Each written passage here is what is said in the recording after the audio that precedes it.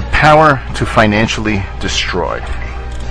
Of course, much of the economic distress that we suffer today was generated by the corrupt activities of the Federal Reserve, a privately controlled banking cartel, and global financing conglomerates like J.P. Morgan and Goldman Sachs. However, the government's complicity in these activities cannot be denied.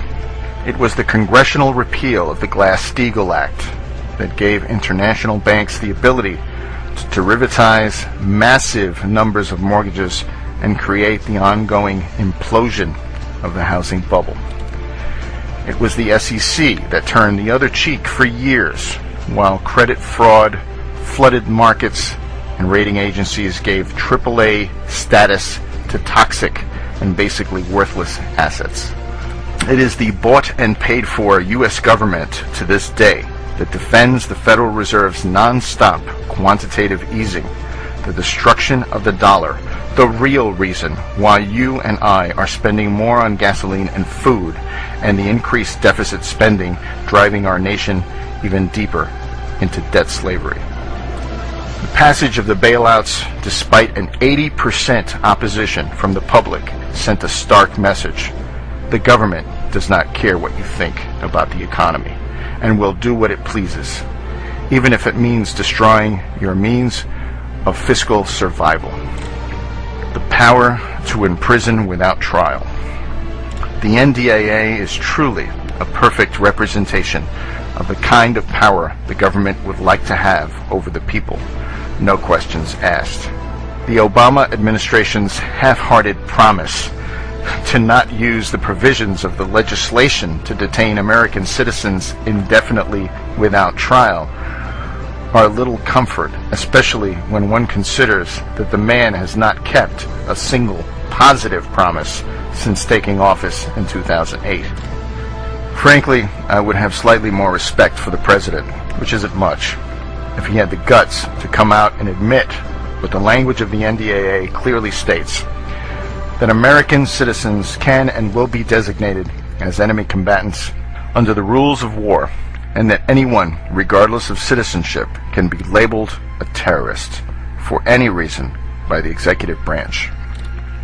I suppose the one good side effect of the passage of the NDAA is the level of awakening going on in the American public to the direction our country is taking. Not to mention the scrambling that political representatives now have to do to cover themselves and explain away their support for the draconian measures. For those who do not grasp the ultimate goal of this kind of legislation, the NDAA seems outlandish or insane. But in a certain light, it is perfectly logical. A government that seeks totalitarian control is required to remove the protections that a jury trial affords. Otherwise, it cannot function in the manner it desires.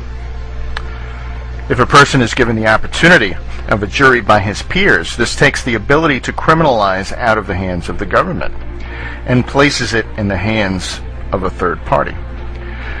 Just as in the economy, the globalists who stand at the helm of our country would very much like to centralize law. This means removing all checks and balances from the equation. In the name of national security, Washington, D.C. considers all things possible. The power to kill without trial. Another program supported by both Republicans and Democratic presidents. The ability to assassinate American citizens without trial based on mere accusations from the executive branch is a highly useful tool for tyranny. Over the past couple of years, the questions have always been, how far do they plan to take this policy, and will they try to use it against American citizens on American soil? These questions have been indirectly answered by FBI head Robert Mueller when he tried to dodge them in a recent hearing. Mueller's claim that he is not sure if Americans can be assassinated on U.S. soil is the same as an admission that this is, at the very least, being considered. Given the legalese wrangling that both Mueller and Eric, the Fast and Furious Holder, have tried to implement in rationalizing the use of assassination, I find it hard to fathom that anyone would not expect they would use the policy for Americans on home turf. The power to kill or imprison without trial is expressly forbidden by constitutional law and the Bill of Rights.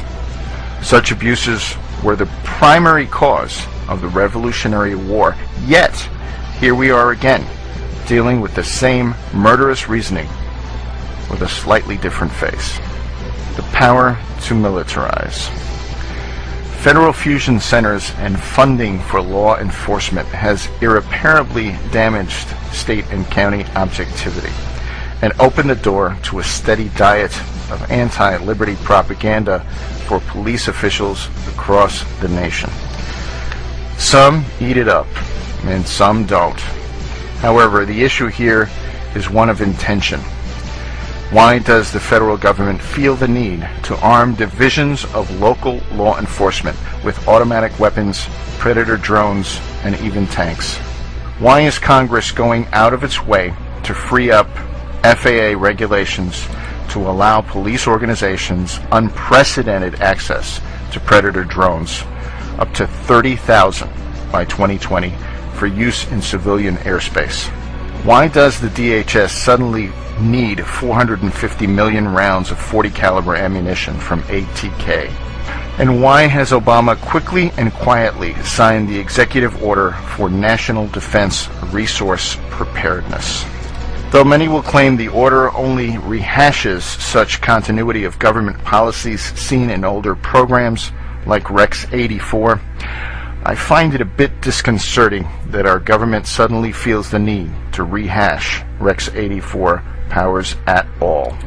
The order is a claim to eminent domain, not just over land, but over every resource imaginable in the face of a national emergency. Using military force, all goods, services, and property can be confiscated in the name of support for military and governmental logistics. The language of supply chain protection and resource allocation comes by the legalization of theft of goods and resources from the American people themselves. Now we see that this was indeed the intention all along.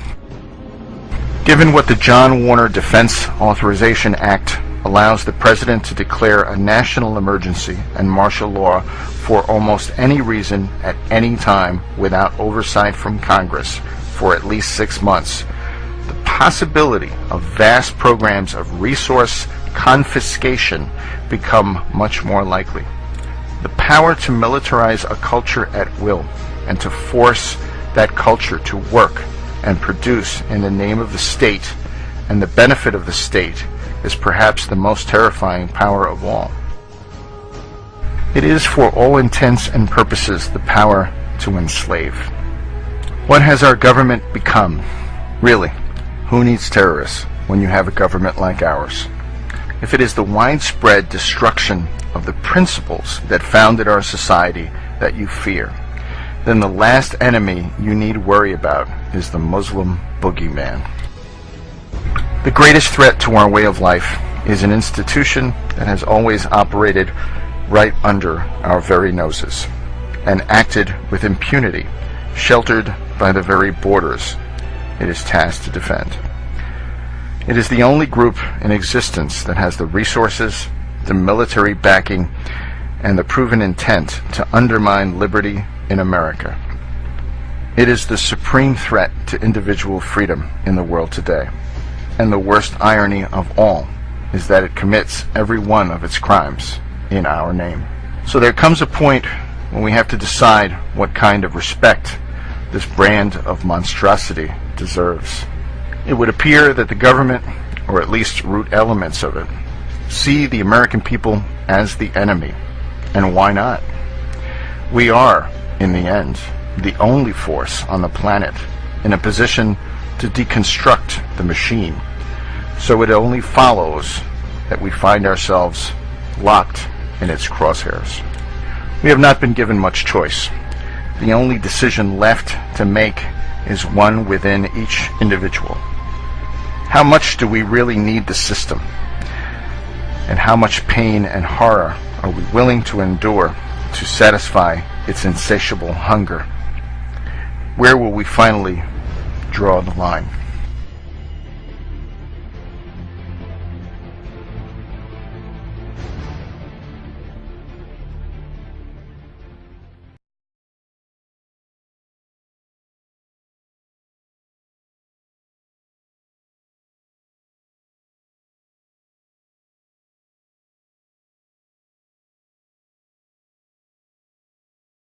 For years, while credit fraud flooded markets and rating agencies gave AAA status to toxic and basically worthless assets. It is the bought and paid for U.S. government to this the power to financially destroy. Of course, much of the economic distress that we suffer today was generated by the corrupt activities of the Federal Reserve, a privately controlled banking cartel, and global financing conglomerates like J.P. Morgan and Goldman Sachs. However, the government's complicity in these activities cannot be denied. It was the congressional repeal of the Glass-Steagall Act that gave international banks the ability to derivatize massive numbers of mortgages and create the ongoing implosion of the housing bubble. It was the SEC that turned the other cheek